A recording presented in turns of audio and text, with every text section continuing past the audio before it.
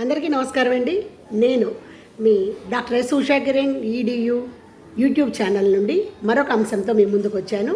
ఇవాళ అంశం మనకి మరి మీరు స్కిప్ చేయకుండా చివరి వరకు చూడాలి.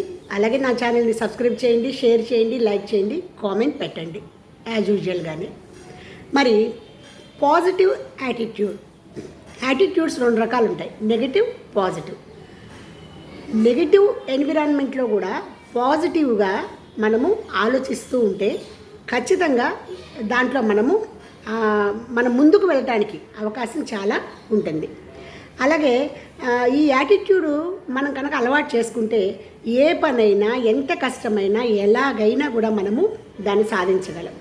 విద్యార్థుల్లో మనకి రాదు అనే భయంతో కంటే ఖచ్చితంగా వాళ్ళు ఒక పాజిటివ్ అట్మాస్ఫియర్ని క్రియేట్ చేసుకుని ఆ యాటిట్యూడ్తో మనం డెఫినెట్గా చేయగలం. ఇప్పుడు చాలా పెద్ద క్వశ్చన్ ఉంది, దాన్ని షార్ట్ టర్మ్గా మనం కొద్దిగా చదువుకుని చూడకుండా రాసుకుని చక్కగా అది ఆ క్వశ్చన్ని మనము జ్ఞాపకం పెట్టుకోవడానికి అవకాశాలు ఉంటాయి.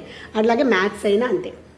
ఫార్ములాస్ బట్టి ముందు ఫార్ములా చూసుకుని అట్లాగే అంటే మనసుంటే మార్గంలాగా ఖచ్చితంగా ఈ పాజిటివ్ యాటిట్యూడ్ కనుక ఉంటే ముందు వాళ్ళు ఎన్నుకున్న మార్గంలో, వాళ్ళు ఎంచుకున్నటువంటి ఆ లక్ష్యంలో ముందుకు వెళ్ళడానికి అవకాశం ఉంటుంది.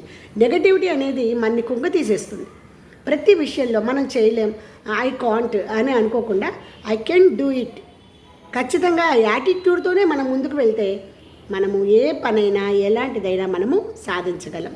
సో మై డియర్ ఫ్రెండ్స్, అందరూ కూడా మరి ఏ విషయంలోనైనా కూడా పాజిటివ్ యాటిట్యూడ్ని కలిగి ఉంటే అది అందరికీ కూడా క్షేమదాయకం ఒక విధంగా చెప్పాలంటే. ఎందుకంటే అసలు తగాదాలే రావు ఆ యాటిట్యూడ్ ఉంటే. అంతా స్మైల్తో తీసేస్తాం. మనసులో కొద్దిగా బాధ ఉంటుంది, ఎవరైనా అంటే బాధే కదా, అయినా దాన్ని మనము ఆ యాటిట్యూడ్ కనుక ఉంటే ఇంకొకసారి ఆలోచించడానికి అవకాశం ఉంటుంది. Thank you. Please subscribe, share, like and comment. మరో అంశంతో మళ్ళీ కలుస్తాను. బాయ్.